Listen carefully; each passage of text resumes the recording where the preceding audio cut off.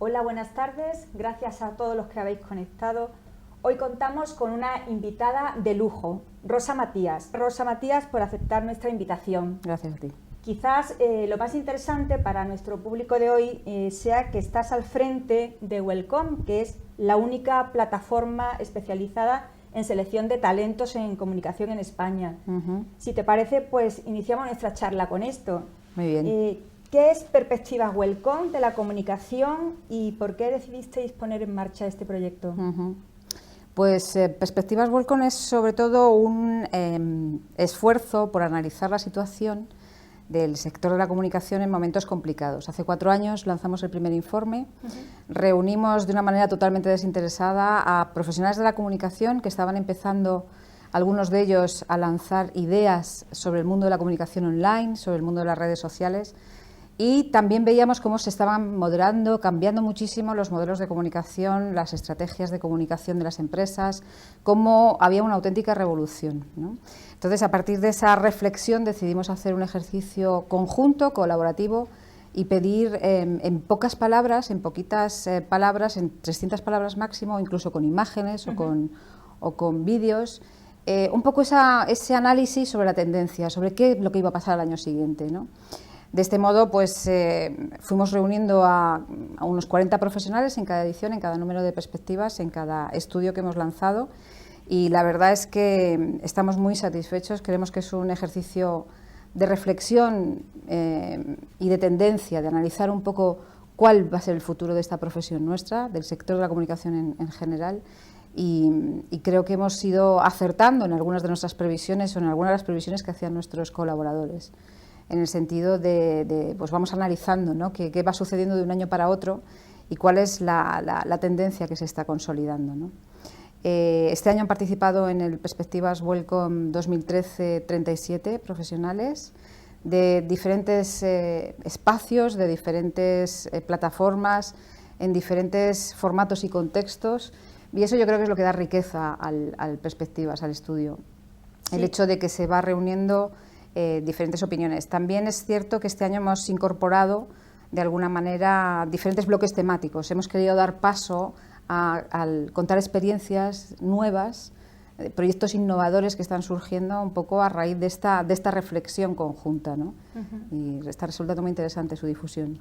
Sí, ya que has hablado de todos los profesionales que han participado, que he leído que, bueno, pues tanto directores de comunicación, periodistas, community manager, blogueros, supongo que cada uno de estos sectores habrán dado un enfoque y una perspectiva distinta, ¿no?, del cambio que tiene que haber en comunicación.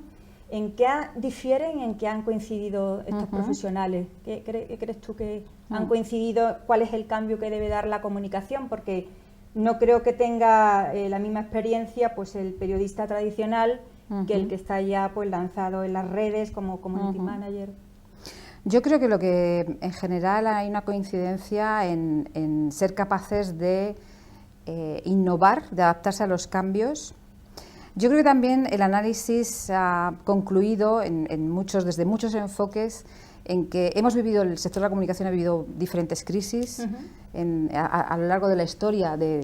Recuerdo cuando todos hemos estudiado, ¿no?, cómo en su momento se pensó que la radio el nacimiento de la radio iba a provocar la muerte de la prensa escrita, ¿no? También la televisión, cuando surge la televisión, de alguna manera se piensa que la radio iba a acabar. Al final todos los formatos, todos los canales se han mantenido, han buscado su propia manera de comunicar, sus propias reglas, y yo creo que ahora estamos asistiendo a una revolución, y en ese sentido yo creo que todos los autores coinciden en esa dirección, en donde durante unos años hemos dramatizado quizá mucho, hemos pensado que en la comunicación, el periodismo era algo que se iba a extinguir. Yo creo que por fin vamos entendiendo o interpretando que hay nuevas maneras de comunicar, hay nuevos públicos, hay diferentes enfoques, y que todo eso tiene que convivir. Quizá estamos en ese momento de cierta confusión, de cierto tránsito, pero vamos a ir avanzando, yo creo, y se van a consolidar algunos proyectos que yo creo que son interesantes. Falta mucho camino por recorrer, sin ninguna duda, claro que sí. Y faltan muchas claves por descubrir sobre nuevos modelos, por ejemplo, de negocio para la prensa, pero creo que estamos avanzando en ese sentido en diferentes proyectos y diferentes alternativas muy interesantes. Muy bien. Bueno, nos ha llegado ya nuestra primera pregunta, es de Joseba, que hace una reflexión y se cuestiona una serie de cosas. Él dice que personalmente no cree que el periodismo se vaya a acabar, sin embargo sí que va a cambiar la forma de hacerlo. ¿Hacia dónde se debe orientar el periodista y el periodismo y cómo debe afrontarse el futuro de la comunicación por parte del comunicador?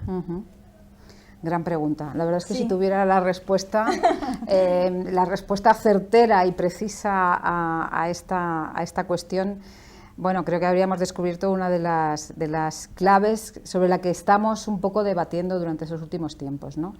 Yo creo que el periodista tiene que aprender probablemente a escuchar más a su público. Creo que hemos pasado de una posición de emisor a una posición en donde tienes que escuchar también cuál es el feedback, ¿vale? Y a partir de ahí generar nuevas maneras de conversación. Yo creo que el periodismo se ha convertido probablemente no solo en la posibilidad de emitir noticias, sino de también recibir mucha retroalimentación, ¿no? Y eso yo creo que va a cambiar de algún modo las maneras de afrontar el mundo de la comunicación. Yo creo que es cierto que lo básico debe mantenerse, es decir, el profesional de la comunicación debe ser capaz de contar historias, como lo ha hecho ahora, como lo ha hecho siempre, con nuevas técnicas, con nuevas metodologías como el storytelling, tiene que saber contar historias. Esas historias tienen que llegar a la gente. Y por supuesto tienen que adaptarse a las nuevas tecnologías, a los nuevos canales de comunicación. Seguramente no habré dado respuesta a todos los retos que me planteaba, pero creo que por ahí van las cosas. Bueno, y ya que hemos hablado de escribir historias, ¿tú piensas que los profesores de los grados de comunicación estamos formando a nuestros alumnos en ese cometido de ser buenos contadores de historia, o nos quedamos quizás en teorías o en partes más prácticas? En general, yo tengo la impresión de que en las universidades tradicionales seguramente se está enseñando un periodismo que ya no existe, desgraciadamente. Es decir, es un periodismo que probablemente en el siglo XIX, incluso en el XX, tenía su sentido. Los programas, yo creo, formativos no se están adaptando a los tiempos, o al menos no se están adaptando al ritmo que sería necesario, ¿vale? Para precisamente ser capaces de conectar con la nueva realidad, con los nuevos públicos, con los nuevos lectores, con los nuevos oyentes, ¿no? Yo tengo un hijo de 19 años que es ya no ve la tele como se veía antes. Es multipantalla, ¿no? Es alguien que efectivamente que tiene esa capacidad, que elige la programación que quiere ver, el momento en el que lo quiere ver, y no sé si está más adaptados a eso. Seguimos teniendo formatos prensa, formatos telediario, formatos tradicionales clásicos que funcionaron muy bien el siglo pasado, pero que este año, esta época, esta nueva década probablemente es necesario avanzar muchísimo en esa adaptación. ¿Qué tipo de formatos necesitan los jóvenes que tienen ahora 20 años, por ejemplo, ¿no? Que necesitan información, o aunque ahora no lo perciban esa necesidad? ¿Cómo se van a informar esa gente, ¿no? Por otra parte, los medios de comunicación en muchos casos están buscando ya perfiles y habilidades diferentes, ¿no? En los profesionales de la comunicación. Y no sé si las facultades están preparadas para afrontar ese reto, ¿no? Es decir, el periodista desarrollador, ¿vale? El periodista capaz de escribir una buena información, contar una buena historia y además contarla en diferentes formatos, ¿vale? Y de inventarse a lo mejor o configurar una infografía o aportar un contexto diferente, o un gráfico, o cómo se forma a esos profesionales tan versátiles. Pues yo creo que es un reto que el sistema educativo debe afrontar cuanto antes. De la UNIR estamos intentándolo afrontar, pero bueno, ya dirán nuestros alumnos. Ahora nos llega una pregunta de un periodista, Javier Picos. Él te dice, ¿cómo debemos los periodistas convencer a las empresas de valor de la comunicación como un pilar independiente del marketing? Gran debate, este también es un gran debate. Yo creo que hemos vuelto a tener una enorme confusión entre el marketing y la comunicación, en la diferenciar esto de las estrategias 360 grados. Al final yo creo que ha conseguido volver al gran debate que teníamos sobre la diferencia entre el marketing y la comunicación. El marketing orientado a la venta y la comunicación orientado a la gestión de la reputación. Esta diferencia sigue siendo y se hace cada vez más difusa en los entornos particularmente online. Es verdad que yo creo que los periodistas tenemos que mantener el criterio a la hora de ser capaces de gestionar la reputación de nuestras empresas para las que trabajamos, desde los medios, desde las diferentes trincheras en las que nos movamos, ¿no? Pero es complicado realmente y hemos vuelto a esa cierta confusión que conviene aclarar. Yo creo que estamos en este caso también en un momento de tránsito, quizá de cierta confusión. Necesitamos ir consolidando qué es cada cosa dentro de los nuevos entornos online y diferenciarlo con claridad. Es decir, claro, es muy interesante lo que se hace desde diferentes campañas, por ejemplo, asociadas a webs o a blogs, a la hora de vender productos o servicios, pero hay otro tipo de comunicación que tienen que hacer los profesionales de la comunicación, yo creo, y más orientada efectivamente a la reputación. Rosa, y nos insisten en el tema que has dicho tú sobre la radio, si va a desaparecer o no. Ana nos pregunta que la gente ahora mismo prefiere los medios de comunicación interactivos y te pregunta si realmente no crees que desaparecerá la radio. Yo creo que no va a desaparecer la radio. Yo sigo siendo una forofa de la radio mañanera. Yo me levanto con mi informativo. Es mi primer medio a la hora de informarme. Sé lo que pasa en el mundo a través de la radio y creo que no voy a renunciar a ella en ningún momento. De hecho, también la radio ha sido capaz de evolucionar de alguna manera y ofrece formatos en podcast, es decir, para que tú te la descargues y oigas la información, o el programa sobre cine, o el programa de viajes fantástico que siguen manteniendo con unos profesionales de la comunicación fantásticos que nos siguen contando aventuras en el mundo, y yo creo que eso es muy, muy interesante cómo evoluciona.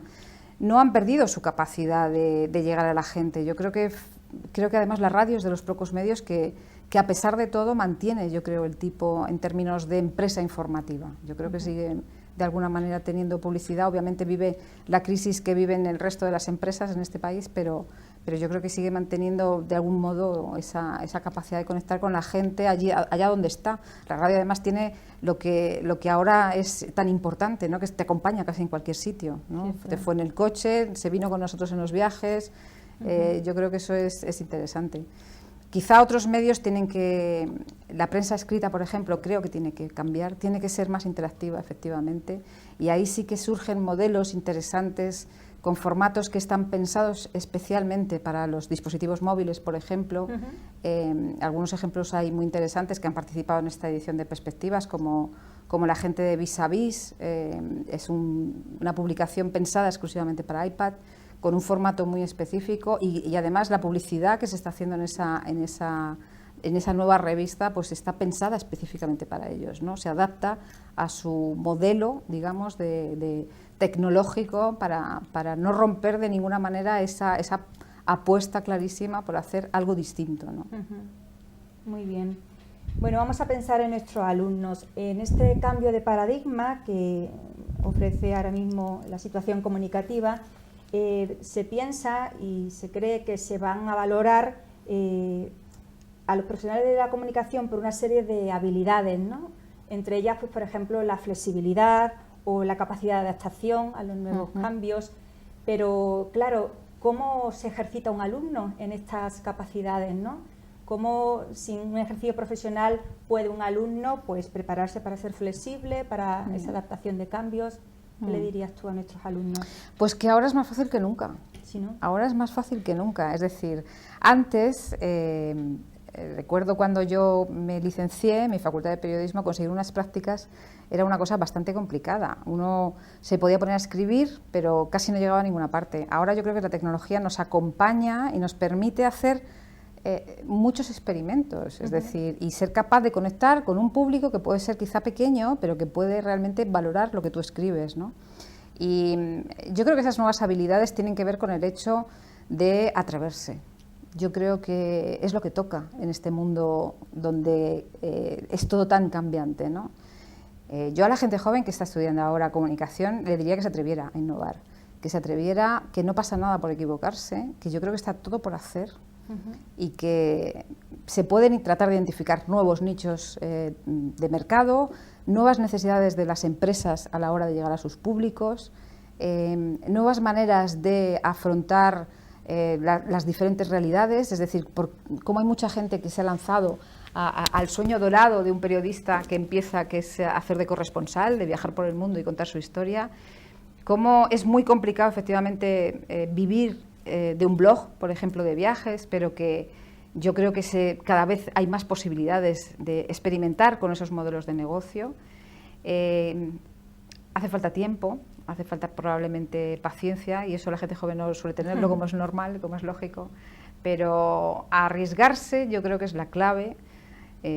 Atreverse, pensar que ya no existen las empresas informativas que existían antes, que te daban trabajo para toda la vida, que hoy escribes para un blog, mañana colaboras con una organización no gubernamental, pasado haces una formación al otro. Quiero decir, yo creo que eres comunicador casi 360 grados en ese sentido, ¿no? Y entonces tienes que averiguar dónde puedes ofrecer esa. Otra cosa muy interesante de la que podemos hablar y yo creo que tiene muchísimo futuro de cara a los nuevos profesionales es la marca personal. ¿Vale? Yo creo que se está hablando muchísimo. Lo que antes era la gran firma de un periódico que se hacía al cabo de muchos años, la firma reputada que escribía sobre economía yo creo que eso se va sustituyendo cada vez más por profesionales que tienen una voz distinta, ¿no? Y que hacen valer esa voz distinta, esa manera de interpretar la realidad con otro enfoque, ¿vale? Eso es lo que quizás se valora, eso es lo que empieza a construir esa marca personal. Y yo creo que para profesionales más senior que tienen que reinventarse, o para jóvenes que tienen realmente que lanzarse, que empezar a construir ese futuro en el ámbito de la comunicación, es una buena alternativa, una interesante alternativa para empezar, ¿no? a ver cómo mueves ese mundo interesantísimo de la comunicación, ¿no? Muy bien. Otra pregunta nos llega, Joseba. Antes comentabas la demanda de las empresas y sectores a la especialización. He leído por parte de algunos profesionales que puede ser el futuro, por ejemplo, una prensa de barrio centrada en temas muy específicos, en zonas muy concentradas. ¿Cuáles pueden ser las especializaciones a las que puede optar el futuro comunicador? Pues es muy interesante la pregunta. La verdad es que vamos un poco de la gran versatilidad a la superespecialización, y en ese ámbito yo creo que cabe todo, ¿vale?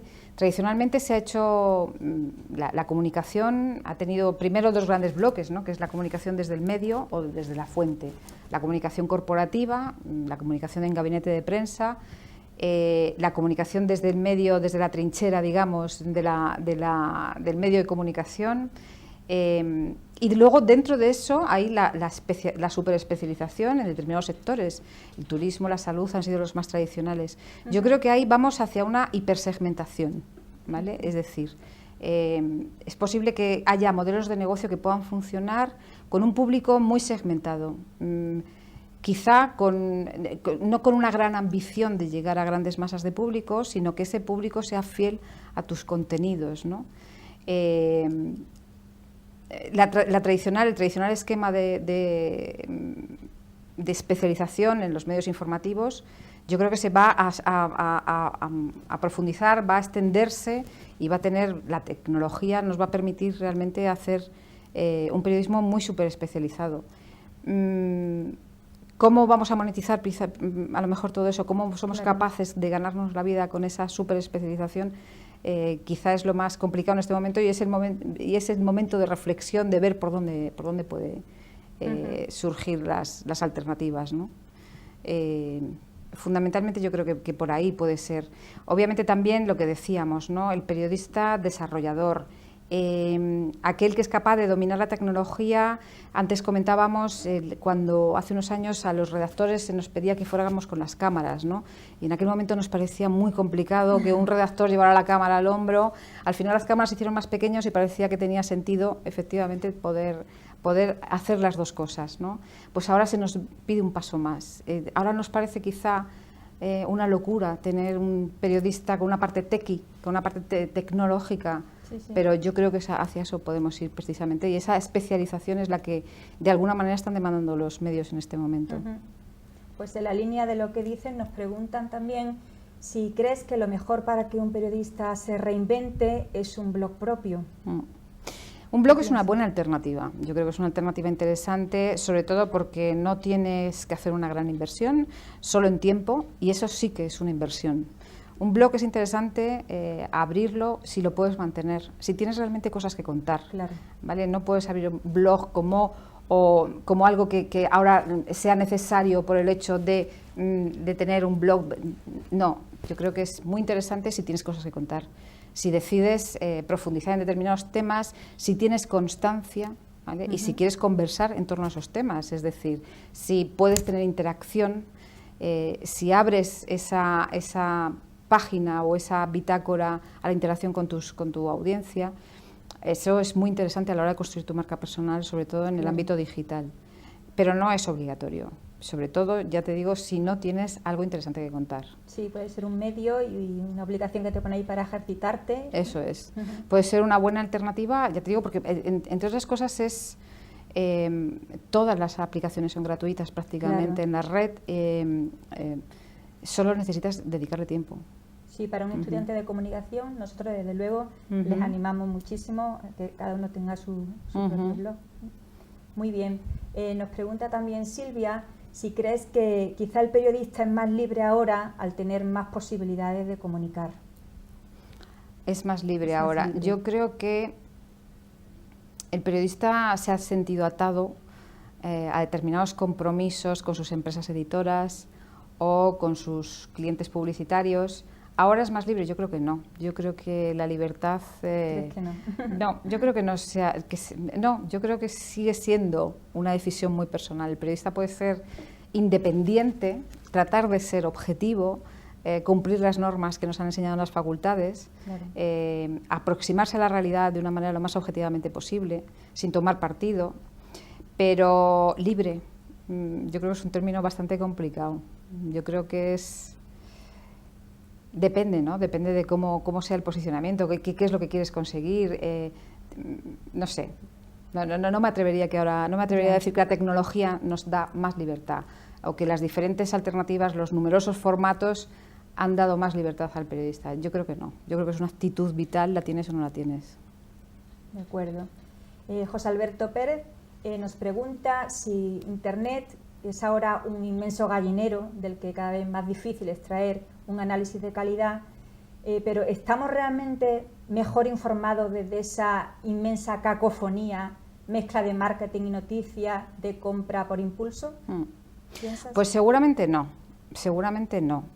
hay un término que se utiliza muchísimo para definir esto, que es la infoxicación, sí. ¿No? Estamos intoxicados de información y es bastante complicado en general ser capaz de definir qué es lo interesante, qué es lo relevante, qué es lo importante, cuál es la fuente adecuada. Yo creo que poco a poco eso seremos capaces de gestionarlo. Ahora mismo nos parece un mundo inmenso, Internet es un gallinero enorme, efectivamente en este momento lo ha definido perfectamente. Y requiere quizá determinadas habilidades que no todo el mundo tiene en este momento para ser capaz de identificar, de ordenar esa información, de extraer lo realmente interesante.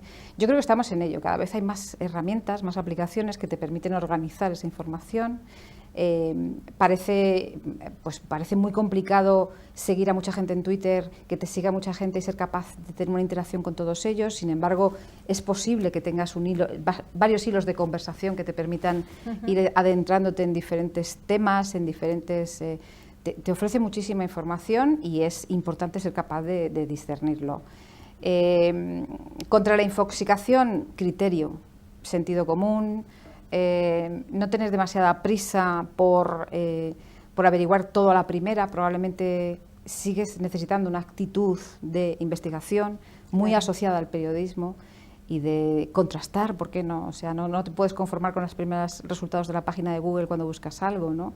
Yo creo que tienes que profundizar, hay muchas técnicas, hay muchas maneras. Yo creo que el Big Data, por ejemplo, que es un nuevo concepto, una nueva tendencia que ha surgido a lo largo del año pasado y este año se va consolidando para las empresas, gestionar todo ese volumen de información es un reto que yo creo que al que se le está dando algún tipo de solución, sobre todo para que esa información no nazca y muera sin más consecuencias, ¿no? Sino que realmente sea aprovechable y sea digerible por parte del común, del ciudadano, ¿no? Que tiene que abordarlo. Muy bien. Otra pregunta.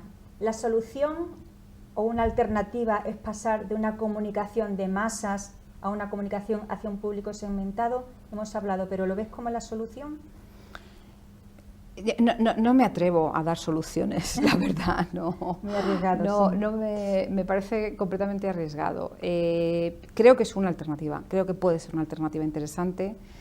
Creo que cada vez más las empresas, cuando intentan hacer estrategias de comunicación online, en el caso de la comunicación corporativa, la comunicación empresarial, buscan la segmentación de sus públicos, creen que pueden llegar, y es verdad que las nuevas herramientas te permiten llegar con mensajes muy concretos a públicos muy determinados. Creo que es interesante valorarlo, pero no creo que sea la única solución. Yo creo que cada vez la realidad es más compleja. Debemos acostumbrarnos a vivir en una realidad compleja en donde cada día tenemos que tomar decisiones y probablemente no todas ellas sean en la misma dirección ni del todo coherentes, ¿no? Hombre, la coherencia vital conviene mantenerla, claro, pero efectivamente yo creo que es interesante ver que hay muchas alternativas y que tenemos que gestionarlas. De acuerdo. Rosa, desde el público nos piden si podrías ahondar en el término que has apuntado antes de la marca personal online y su reputación. Yo creo que es una estrategia que yo creo que debe acompañar en la formación incluso de los periodistas. Yo creo que no estamos muy acostumbrados a gestionar habilidades y competencias que vayan más allá del ámbito profesional. Y yo creo que es, digamos, poner en valor tu trayectoria personal, tu experiencia y tu formación. Ponerlo al servicio de tu propia marca, de tu propia firma. ¿Cómo se hace eso? Se hace realmente construyendo una alternativa interesante, sobre todo en relación a los contenidos, ¿vale? Vuelvo a insistir en que uno no construye la marca personal sobre la nada, uno construye la marca personal sobre temas sobre los que es capaz de aportar un debate interesante, una reflexión, un argumento interesante. Y también depende mucho esa marca, cómo se construye esa marca personal de la interacción con los demás. En el caso del tema, sobre todo de la comunicación en el ámbito, en el contexto digital, del ecosistema digital, tu marca personal se construye en base a la conversación que mantengas en tu entorno digital, de esa comunidad que seas capaz de construir en torno a los mismos intereses que tienes tú o que puedes compartir con los demás, ¿sí? Y sobre los que tienes una determinada experiencia, ¿no? La marca personal yo creo que se construye con constancia, con coherencia, con trabajo,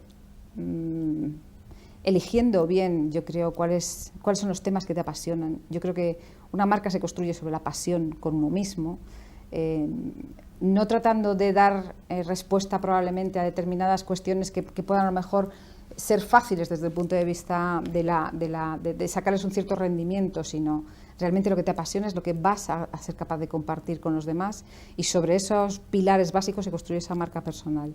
Yo creo que no es sencillo, pero yo creo que para los profesionales de la comunicación, los profesionales que nos dedicamos a jugar con la palabra, a trabajar con la palabra, tiene que ser una obligación, ¿no? Tener esa constancia y sobre todo también una cierta autoestima, ¿no? Profesional, y de tener cosas que decir interesantes. Muy bien. Según lo que vamos hablando, se puede decir que ya no hay periodismo sin dominio de redes. ¿Estás de acuerdo con eso?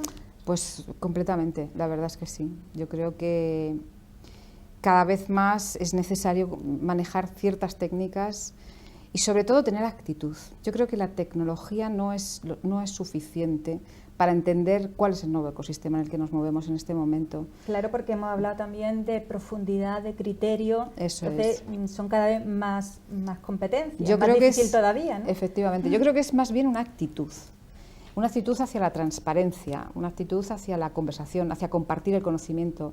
Yo creo que es un entorno de mucha generosidad, ¿no? Es decir, prácticamente yo recuerdo hace unos cuantos años cuando las presentaciones de negocio, de nuevas propuestas de trabajo en el ámbito de la comunicación se mantenían en una especie de secreto riguroso, ¿no? Ahora todo se comparte en SlideShare, todo lo que quieras descubrir sobre cuál es la nueva estrategia de comunicación interna que ha puesto en marcha la empresa más interesante del mundo, prácticamente está en la red. Es decir, ¿cuál es el valor entonces de la información? ¿Cuál es el valor del conocimiento? Precisamente ser capaz de implementar toda esa serie de recomendaciones, ¿no?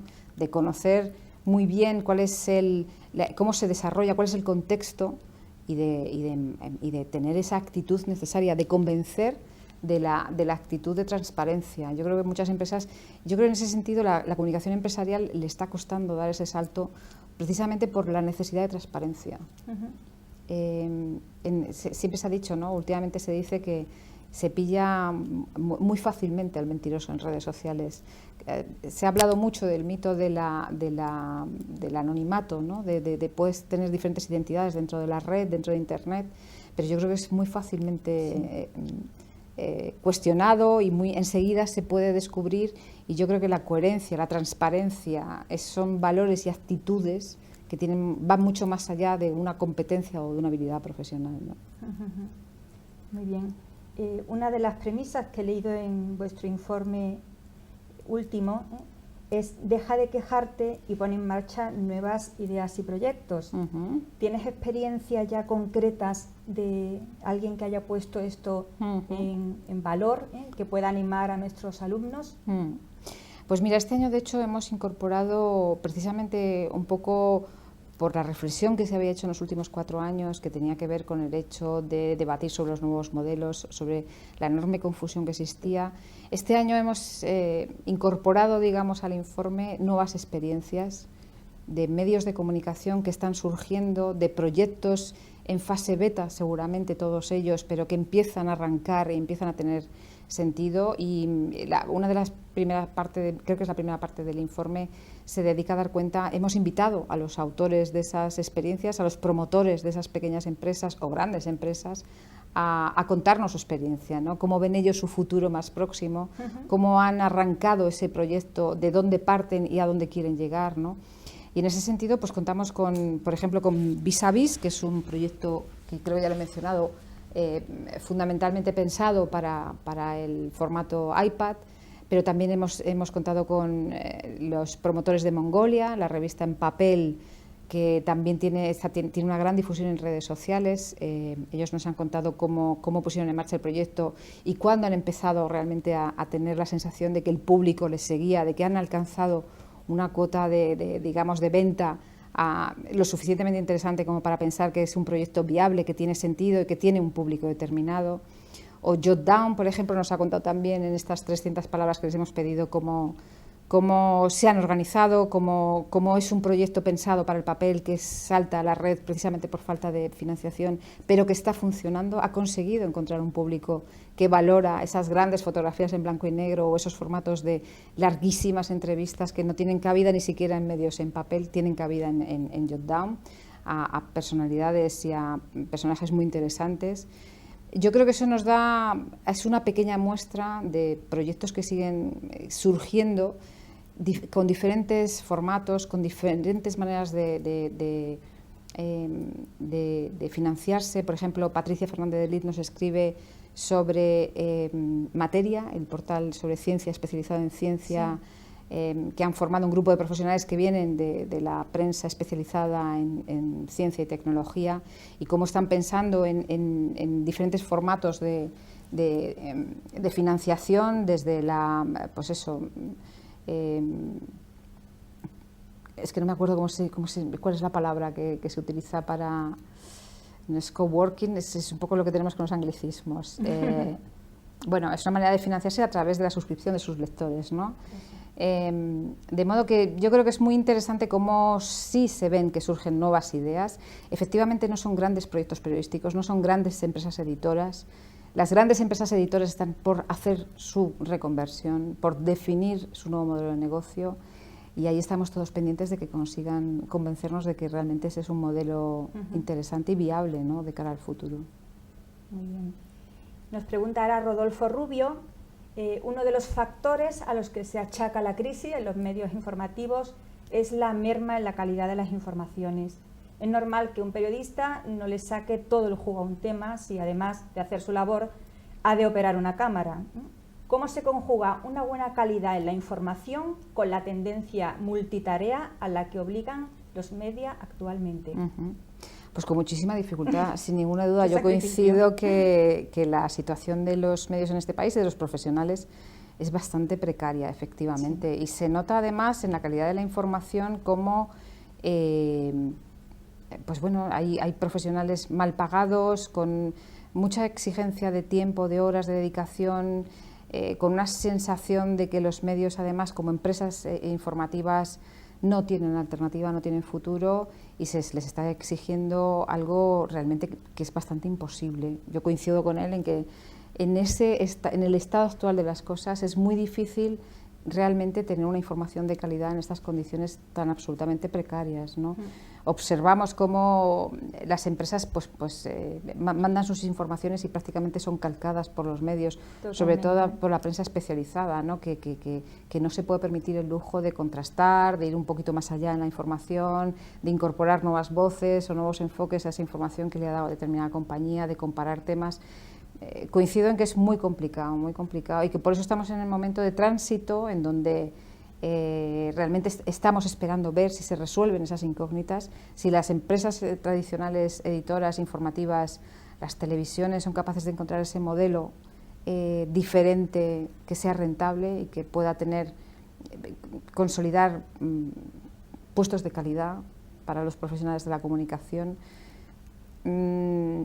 Yo creo que la comunicación en este país está infravalorada. Yo creo que en el contexto europeo las cosas, a pesar de estar tan bien en crisis, yo creo que se están resolviendo de otra manera. Vamos a ver si llegamos en España a optar por otro tipo de modelos que se está haciendo en otros países.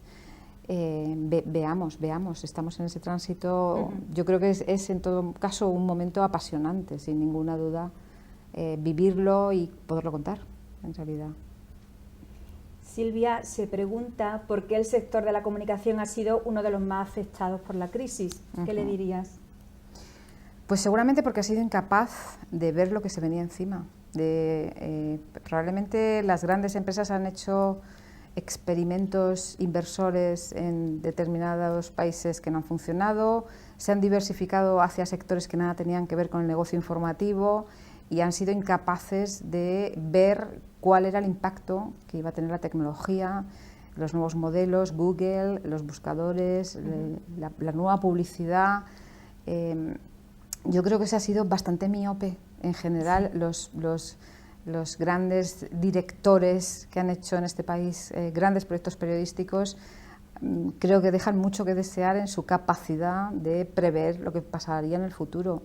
Y en ese sentido realmente estamos pendientes de que algunos de ellos se jubilen definitivamente y den paso a las nuevas generaciones que sean capaces de realmente de plantear otro modelo. Yo creo que he dejado de leer la prensa escrita porque creo que además se han comportado en general no como empresas, solo se han comportado como empresas cuando han tenido que hacer EREs, grandes EREs que han echado a la gente a la calle y no han sido capaces de plantear alternativas, ni de plantear soluciones internas, de superespecialización de sus profesionales, de formación de sus profesionales para adaptarse a lo que se nos venía encima, y han preferido comportarse como empresas cuando jamás se han comportado como empresas o en muy pocas ocasiones han sido capaces de comportarse como empresas a la hora de formar a sus profesionales, ¿no? Por ejemplo, o de prepararles para asumir nuevos retos o dotarles de herramientas para liderar unas redacciones enormes, a veces sin ningún tipo de control. Yo creo que en ese sentido pues hemos tenido, digamos, una falta de liderazgo bastante importante en el sector editor en este país. Los jóvenes comunicadores nos piden concreción. Nos dicen, ¿qué consejo nos daría a los que empezamos a dar nuestros primeros pasos en este sector, además de no desanimarnos? A Joseba le diría que siga preguntando insistentemente todo lo que haga falta para mantener ese espíritu combativo. Yo creo que una de las cosas que tiene este mundo de la comunicación es ser capaz de no perder nunca la curiosidad. Yo creo que, y ahora estamos viviendo un momento, yo creo que paradigmático para ser curioso, para experimentar y para avanzar en ese sentido. Yo creo que eso es lo único que hace que no perdamos la esperanza en el futuro, ¿no? ¿Que un periodista se convierta en un community manager? Yo creo que no. Yo creo que el community manager es un perfil que va a desaparecer en breve. En el momento en que los nativos digitales asuman el poder de las empresas, de los medios, de la política y de todo el entorno social, esos chavales que nacieron a partir del 85, cuando tengan capacidad de decidir, ya estaremos todos en el entorno digital. Se acabaron los community managers. Yo recomiendo que no se forme la gente, o que se entienda, o que se forme la gente en habilidades digitales, pero no para que nos convirtamos todos los periodistas en community manager, porque yo creo que es un perfil claramente a extinguir y que, sin embargo, todos los que no somos nativos digitales, los emigrantes digitales o los huérfanos digitales, ¿no? Pues tenemos que tener ese tipo de habilidades y fomentarlas, claro que sí. Muy bien. Javier nos dice, ¿es una solución hacer de pago por Internet los contenidos de la prensa escrita? ¿Qué crees, Rocío? Pues hoy por hoy no, realmente, y menos en España. En España no estamos dispuestos a pagar por casi nada. Somos el país que más piratea contenidos en Internet. Cuando cerró aquel famoso portal que cerraron y se volvió a abrir la alternativa para las descargas piratas, España fue el primer país en conectarse con esa nueva red. Creo que no es una alternativa interesante en este momento. Creo que tenemos que buscar otro tipo de alternativas. Creo que el trabajo de los periodistas tiene que estar pagado y valorado, sin ninguna duda. Pero no creo que ese sea el formato más adecuado. Creo que esa puede ser una posibilidad, puede formar parte de la solución, configurar una serie de contenidos de pago, pero no creo que sea la solución completa y definitiva al problema, sin ninguna duda. Bueno, has dicho que el community manager no lo ves como solución. ¿Por qué no le resumes un poquito a nuestros alumnos un elenco de los nuevos perfiles profesionales que tú crees que se van a abrir para ellos en este campo de la comunicación? Pues yo creo que hay alguien, desde luego, dentro de las organizaciones, de las empresas, que va a tener que definir la estrategia digital, sin ninguna duda. Pero eso es algo más que un community manager. Yo creo que el director de comunicación tiene que asumir esas competencias, tiene que asumir la capacidad de medir las interacciones online, las interacciones en redes sociales. Tiene que tener claro a quién se lo debe organizar, probablemente deba ser un social media manager, probablemente haya productos y servicios que tengan su propia capacidad de tener presencia en redes sociales y para eso necesites tener perfiles que gestionen esas cuentas o esas redes, esas comunidades, en definitiva, más interesante el término comunidad en torno a determinados servicios, productos, ideas o activismos, ¿no? ¿Qué otros perfiles creo que son interesantes? Todos aquellos que tengan realmente eso, una cierta capacidad de conectar con comunidades online, ¿vale? Probablemente las blogueras de moda en este momento, que puede ser una fauna un poco especial, tendrán que ser realmente profesionales para tener influencia, ¿vale? Sobre la moda o sobre... Ahora mismo está todo un poco confuso en ese sentido, es decir, los bloggers de viajes, hay veces que un blog trip va cualquiera que no haya hecho nunca un texto sobre turismo, ¿no? Que entienda cómo es la comunicación en turismo, quiénes son los grandes players en el turismo, los destinos, y sin embargo a blog trips están invitando a gente que no tiene esa formación ni esa experiencia en la comunicación de turismo, ¿no? Todo eso se tiene que aclarar, se tiene que perfilar con más claridad y yo insisto en que probablemente tiene mucho que ver con combinar tu pasión personal con tu profesión o con tu capacidad profesional, con tu experiencia, con esas habilidades que has ido adquiriendo a lo largo de la formación. Yo creo que de ahí surgirán muchos perfiles que serán versátiles, al mismo tiempo súper especializados, un poco en esa línea. Muy bien, se nos agota el tiempo. ¿Alguna última cuestión que quieras dedicar a todos nuestros alumnos y profesionales que están conectados ahora mismo? ¿Algún consejo final en este tiempo? Probablemente yo creo que lo mejor que puedo aportar desde mi experiencia es ser capaz de aprender, yo creo que a lo largo de toda nuestra vida, ¿no? Yo creo que eso es una actitud interesante a la hora de plantearse el futuro. Tener una cierta conexión con la innovación, no perder de vista lo que sucede a tu alrededor. Yo creo que para un profesional de la comunicación tener siempre las antenas puestas sobre lo que está sucediendo alrededor tuyo es muy interesante. Ser capaz de contarlo y ser capaz de conectar realmente con las audiencias que cada vez son más versátiles, más globales.